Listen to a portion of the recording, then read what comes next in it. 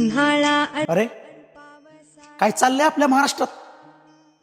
नसरापूरचं प्रकरण होऊन 4 दिवस झाले नाहीत की आज लगेच एक अशाच प्रकारचं एक प्रकरण पर्वतीमध्ये घडलं.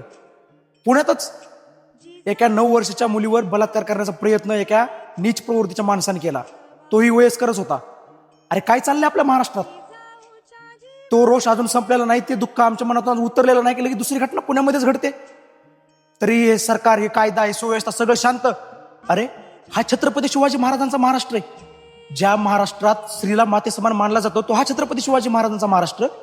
ज्या स्वराज्याची स्थापना राष्ट्रमाता जिजाऊ माँसाहेबांनी केली त्या पण एक स्त्रीच होत्या.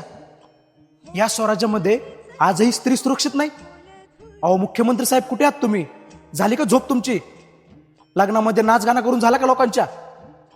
आज आमच्या आया बहिणींचा छळ होतोय, आज आमच्या लहान लहान बहिणीवरती अत्याचार होतोय, तरी मुख्यमंत्री साहेब आज तुम्ही काहीच बोलत नाहीत.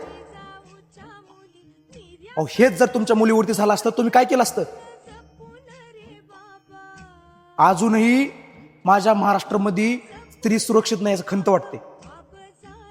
एक काम करू आपण, असं रोज एक एक घटना ऐकून मरण्यापेक्षा एक काम करू, सगळ्याच आपल्या आया बहिणींना आणून यांच्या ह्या नीच लोकांपाशी आणून सोडू, म्हणजे एकदाच काय ते होऊन जाईल. तर कुठं सरकारला जाग आली आणि सुरुवात आपण मुख्यमंत्री साहेबांच्या घरापासून करू.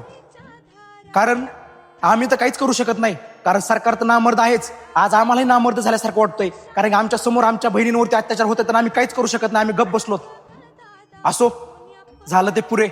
घ्या परत एकदा मेणबत्त्या आणि पेटवान या मैदानात बसू. 2 दिवस निषेध करीत, परत अजून 4 दिवसांनी एक अत्याचार होईल, परत 1 दिवस असंच करू. हेच चालू राहील. जय जय महाराष्ट्र माझा, बलात्कारी महाराष्ट्र माझा.